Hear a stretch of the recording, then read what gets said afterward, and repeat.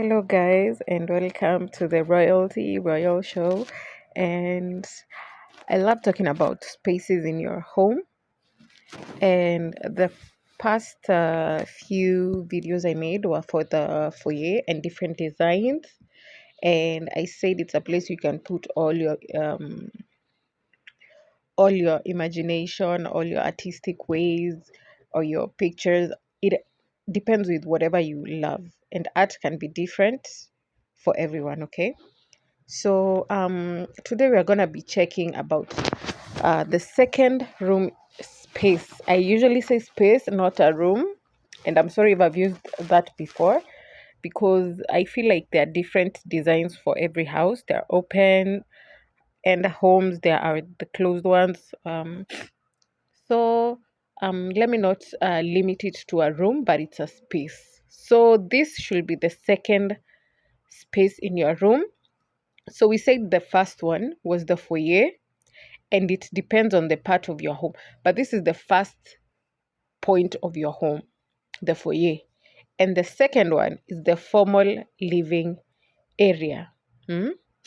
So the second living area is the formal living room. Okay.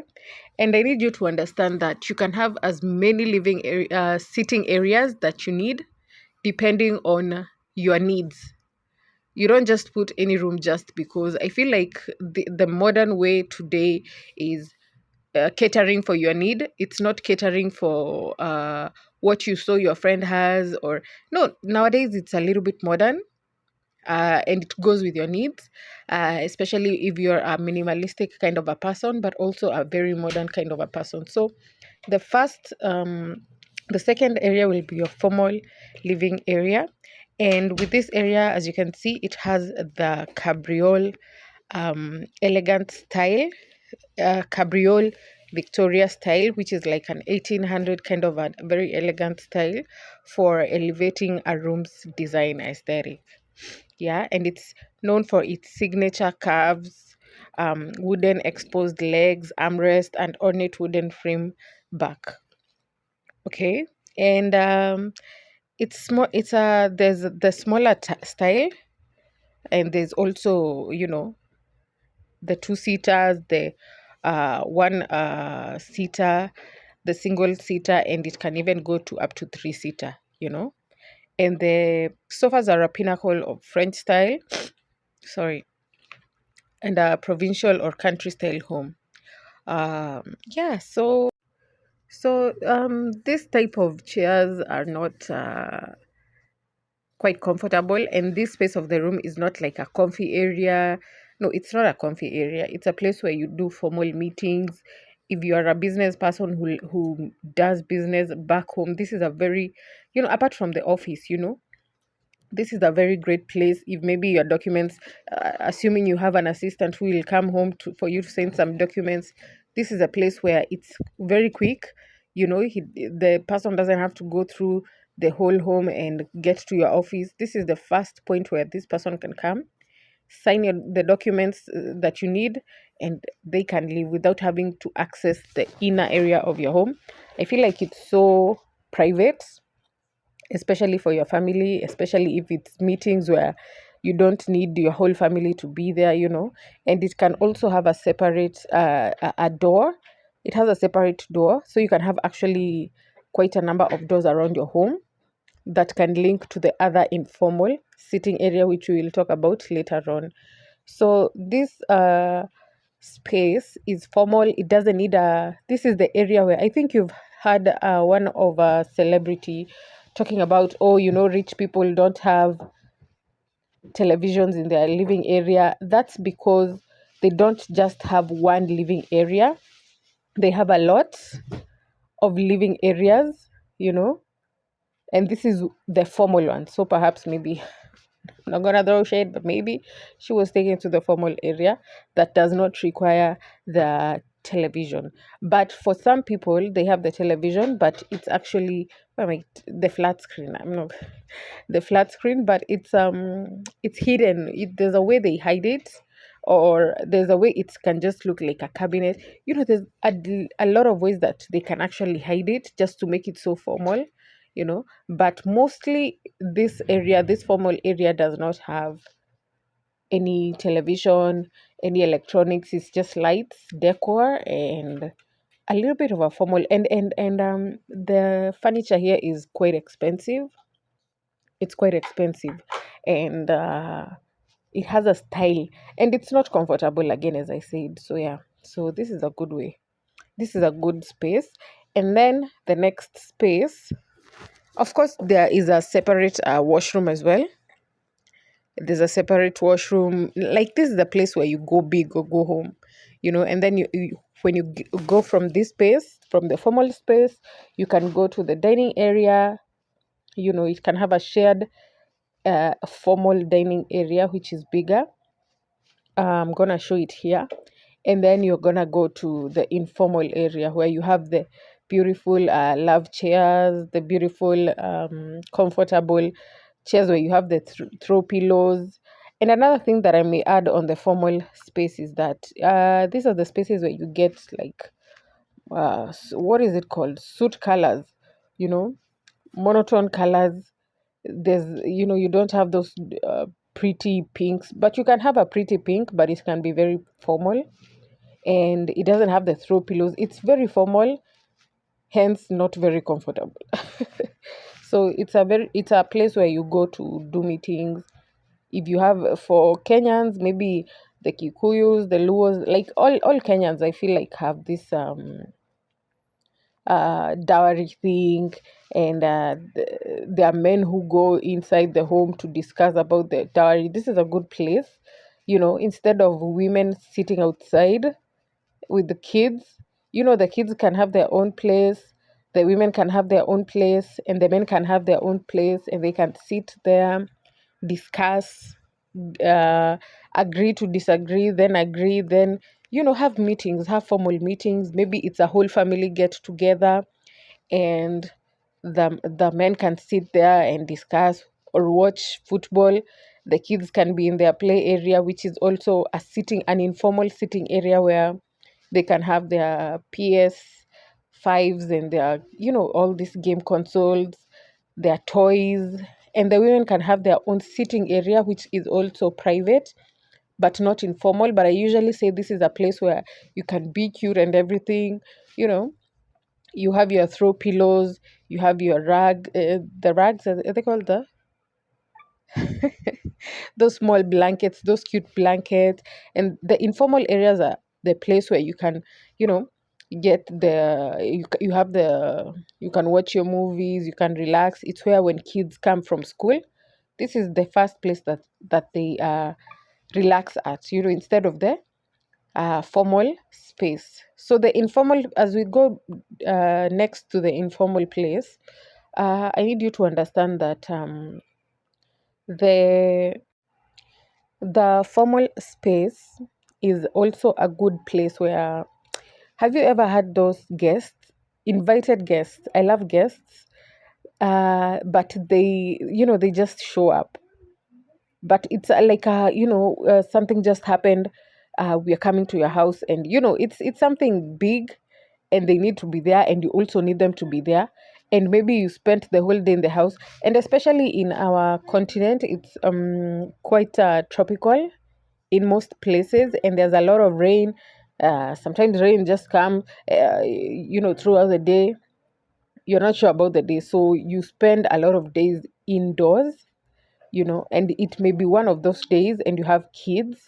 And when kids are in the house, they just play around, their toys are everywhere. And when you have guests coming, like emergency guests, you wonder, where are they gonna stay at? Am I gonna start cleaning up? No, this formal area is always clean. So that's why I said you need an extra door for the extra living area. You can have two main entrances. The first entrance should be at the main foyer, which I told you, you can go big with the decor, your gold, your whatever's, all those unique items that you don't want to mess up, and also that goes into the formal area. So you can have the first door there. Then the second door can be at the informal living area. Okay. So this second door for the informal area can actually help you, to manage the clutter of the toys. Okay. And once you do that, you'll have this seamless flow of, life, and yeah, everything will just flow easily. And the kids will be free to play, to do whatever. On rainy days, you don't have to think about their clutter. And it will be, and you won't even think about, oh my God, my expensive seats are getting, spilled on and whatever. They can do whatever they want in the informal area. But in the formal area, it can be left as clean and as sparkling clean as possible. And I feel like this is quite important, especially as ladies. When you go shopping, you want the best for ourselves. I'm not saying the informal area needs cheap stuff, because you want a very comfortable couch that you can sit on. This is the place where when you come from work, you take off your shoes and you just sit there and you're relaxing. Okay. It's a place where you spend your Saturday nights at. It's a place where you think about the dark days that you have ahead. So you want it to be as comfortable as possible. So this is the place that you want. Okay. And I feel like now in the informal area, it connects to everywhere. You can have now your kitchen, your indoor kitchen. I usually say you can have two kitchens, the one for indoor. And I feel like a lot of homes, especially homes that have, when you walikuwa na ushago, people who lived in the village had this extra kitchen outside, and that was very smart. And I feel like if you want to integrate that to your home, that will be very great. I usually say this because there's a way, I don't know how to put it.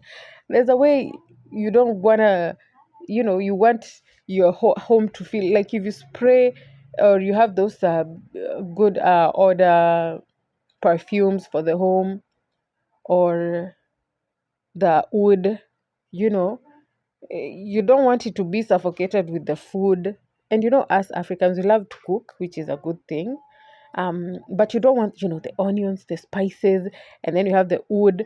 But if you have the outdoor kitchen, you can be cooking your lunch or whatever, your meals there. And it can actually, I'm telling you, it's like a gold mine. You'll control the dirt in your home. I know even the indoor kitchen, you can do that, but this is a very easier way, especially if you are someone who really hosts people on Sunday afternoons, uh, celebrations, or the holidays. Christmas, if you're a person who has visitors every single time, especially those major times, and people come back home or to your place, this outdoor kitchen will, hey, you'll see great wonders. And you can leave the indoor kitchen for tea or coffee, or those small things. Yeah, and the outdoor kitchen can actually be connected to your informal living area. And I feel like it's something that you can actually uh that will actually help you in your daily life. And I'm telling you, like, you'll just notice your home will not smell. I know you have those